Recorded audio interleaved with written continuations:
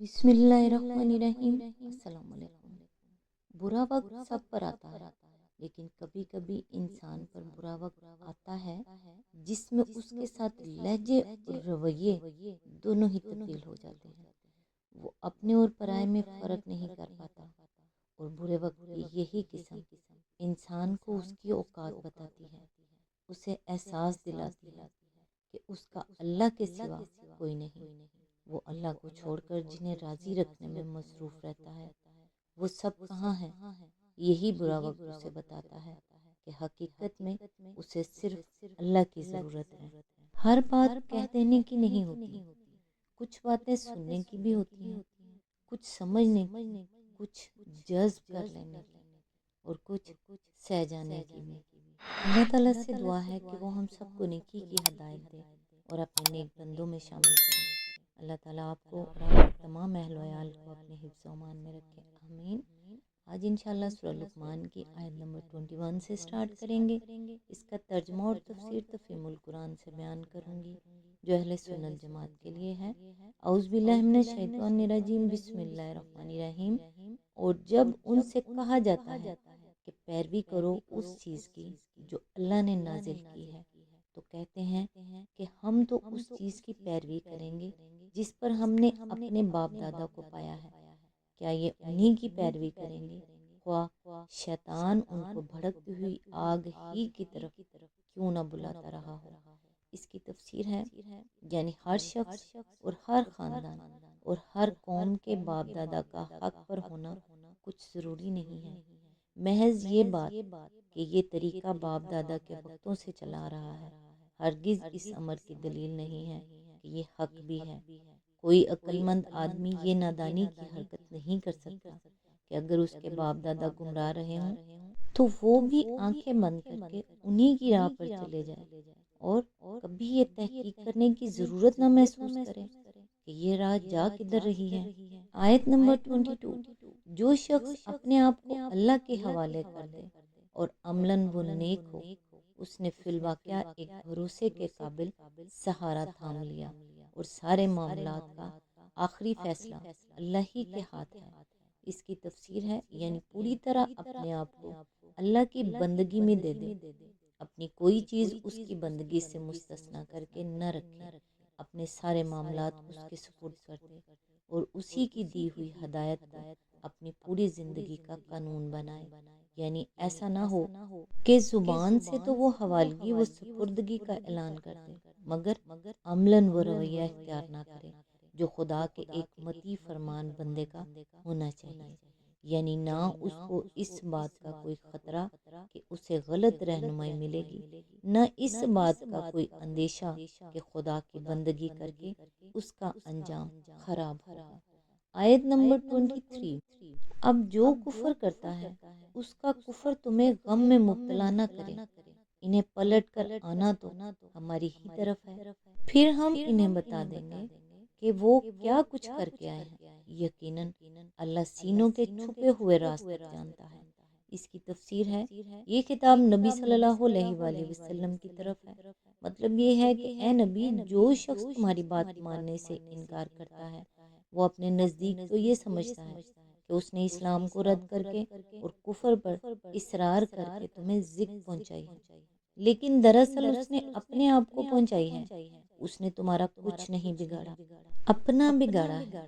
اگر وہ نہیں مانتا تمہیں پرواہ کرنے کی کوئی ضرورت نہیں۔ نمبر 24، ہم تھوڑی مدت انہیں دنیا میں مزے کرنے کا موقع دے رہے ہیں، پھر ان کو بے بس کر کے ایک سخت عذاب کی طرف کھینچ لے جائیں گے۔ آیت نمبر 25، اگر تم ان سے پوچھو کہ زمین اور آسمانوں کو کس نے پیدا کیا ہے تو یہ ضرور کہیں گے کہ اللہ نے۔ کہو الحمدللہ، مگر ان میں سے اکثر لوگ جانتے نہیں ہیں۔ اس کی تفسیر ہے، یعنی شکر ہے تم اتنی بات تو جانتے ہو اور مانتے ہو، لیکن جب حقیقت یہ ہے تو پھر حمد ساری کی ساری صرف اللہ ہی کے لیے ہونی چاہیے۔ دوسری کوئی ہستی حمد کی مستحق کیسے ہو سکتی ہے، جبکہ تخلیق کائنات میں اس کا کوئی حصہ ہی نہیں ہے؟ یعنی اکثر لوگ یہ نہیں جانتے کہ اللہ کو خالق کائنات ماننے کے لازمی نتائج اور تقاضے کیا ہیں، اور کون سی باتیں اس کی ناقص پڑتی ہیں۔ جب ایک شخص یہ مانتا ہے کہ زمین اور آسمانوں کا خالق صرف اللہ ہے، تو لازماً اس کو یہ بھی ماننا چاہیے کہ الہ اور رب بھی صرف اللہ ہی ہے۔ عبادت اور طاعت و بندگی کا مستحق بھی تنہا وہی ہے۔ تسبیح و تحمید بھی اس کے سوا کسی دوسرے کی نہیں کی جا سکتی۔ دعائیں بھی اس کے سوا کسی اور سے نہیں مانگی جا سکتی، اور اپنی مخلوق کے لیے اشارہ اور حاکم بھی اس کے سوا کوئی نہیں ہو سکتا۔ خالق ایک ہو اور معبود دوسرا، یہ بالکل عقل کے خلاف ہے، سراسر متضاد بات ہے، جس کا قائل صرف وہی شخص ہو سکتا ہے جو جہالت میں پڑا ہوا ہو۔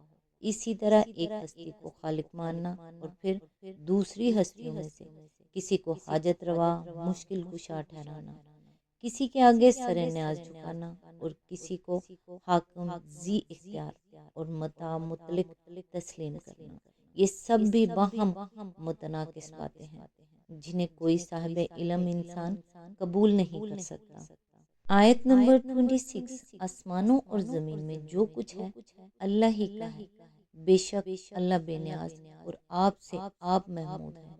اس کی تفسیر ہے، یعنی حقیقت صرف اتنی ہی نہیں ہے کہ زمین اور آسمانوں کا خالق اللہ تعالیٰ ہے، بلکہ در حقیقت وہی ان سب چیزوں کا مالک بھی ہے جو زمین و آسمان میں پائی جاتی ہیں۔ اللہ نے اپنی یہ کائنات بنا کر یوں ہی نہیں چھوڑ دی ہے کہ جو چاہے اس کا یا اس کے کسی حصے کا مالک بن بیٹھے۔ اپنی خلق کا وہ آپ ہی مالک ہے، اور ہر چیز جو اس کائنات میں موجود ہے وہ اس کی ملک ہے۔ یہاں اس کے سوا کسی کی بھی یہ حیثیت نہیں ہے کہ اسے خداوندانہ اختیارات حاصل ہوں۔ اس کی مزید تشریح آیت نمبر 19 میں گزر چکی ہے۔ آیت نمبر 27، زمین میں جتنے درخت ہیں اگر وہ سب کے سب قلم بن جائیں اور سمندر دوات بن جائے جس سے 7 مزید سمندر روشنائی مہیا کریں، تب بھی اللہ کی باتیں لکھنے سے ختم نہیں ہوں گی، بے شک اللہ زبردست اور حکیم ہے۔ اس کی تفسیر ہے، اللہ کی باتوں سے مراد ہیں اس کے تخلیقی کام اور اس کی قدرت و حکمت کے کرشمے۔ یہ مضمون اس سے ذرا مختلف الفاظ میں سورہ کہف آیت نمبر 109 میں بھی بیان ہوا ہے۔ بظاہر ایک شخص یہ گمان کرے گا، شاید اس قول میں مبالغہ کیا، لیکن اگر آدمی تھوڑا سا غور کرے تو محسوس ہوگا کہ در حقیقت اس میں ذرہ برابر مبالغہ نہیں ہے۔ جتنے قلم اس زمین کے درختوں سے بن سکتے ہیں اور جتنی روشنائی زمین کے موجودہ سمندر اور ویسے ہی 7 مزید سمندر فراہم کر سکتے ہیں، ان سے اللہ کی قدرت و حکمت اور اس کی تخلیق کے سارے کرشمے تو درکنار، شاید موجودات عالم کی مکمل فہرست بھی نہیں لکھی جا سکتی۔ تنہا اس زمین پر جتنی موجودات پائی جاتی ہیں انہی کا شمار مشکل ہے، کجا کہ اس اتھاہ کائنات کی ساری موجودات ضبط تحریر میں لائی جا سکے۔ اس بیان سے دراصل یہ تصور دلانا مقصود ہے کہ جو خدا اتنی بڑی کائنات کو وجود میں لایا ہے وہ ازل سے ابد تک اس کا سارا نظم و نسق چلا رہا ہے۔ اس کی خدائی میں ان چھوٹی چھوٹی ہستیوں کی حیثیت ہی کیا ہے جنہیں تم معبود بنائے بیٹھے ہو۔ اس عظیم الشان سلطنت کے چلانے میں دخیل ہونا تو درکنار، اس کے کسی عقل قلیل جز سے پوری واقفیت اور محض واقفیت تک کسی مخلوق کے بس کی چیز نہیں ہے۔ پھر بھلا یہ کیسے تصور کیا جا سکتا ہے کہ مخلوقات میں سے کسی کو یہاں خداوندانہ اختیارات کا کوئی ادنا سا حصہ بھی مل سکے، جس کی بنا پر وہ دعائیں سننے اور قسمتیں بنانے اور بگاڑنے پر قادر ہو۔ 28، تم سارے انسانوں کو پیدا کرنا اور پھر دوبارہ جلا اٹھانا تو اس کے لیے بس ایسا ہی ہے جیسے ایک متنفس کو پیدا کرنا اور جلا اٹھانا۔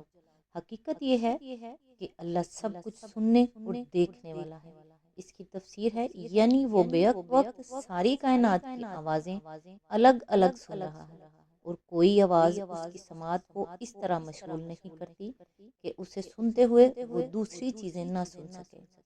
اسی طرح وہ بیک وقت ساری کائنات کو اس کی ایک ایک چیز اور ایک ایک واقعے کی تفصیل کے ساتھ دیکھ رہا ہے، اور کسی چیز کے دیکھنے میں اس کی بینائی اس طرح مشغول نہیں ہوتی کہ اسے دیکھتے ہوئے وہ دوسری چیزیں نہ دیکھ سکے۔ ٹھیک ایسا ہی معاملہ انسانوں کے پیدا کرنے اور دوبارہ وجود میں لانے کا بھی ہے۔ ابتدائے آفرین سے آج تک جتنے آدمی پیدا ہوئے ہیں وہ آئندہ قیامت تک ہوں گے، ان سب کو وہ ایک آن کی آن میں پھر پیدا کر سکتا ہے۔ اس کی قدرت تخلیق ایک انسان کو بنانے میں اس طرح مشغول نہیں ہوتی کہ اسی وقت وہ دوسرے انسان نہ پیدا کر سکے۔ اس کے لیے ایک انسان کا بنانا اور خربوں انسانوں کا بنا دینا یکساں ہے۔ آج تک کے لیے بس اتنا ہی، نیکسٹ انشاءاللہ آیت نمبر 29 سے سٹارٹ کریں گے۔ تب تک کے لیے دعاؤں میں یاد رکھیے گا۔ اللہ حافظ۔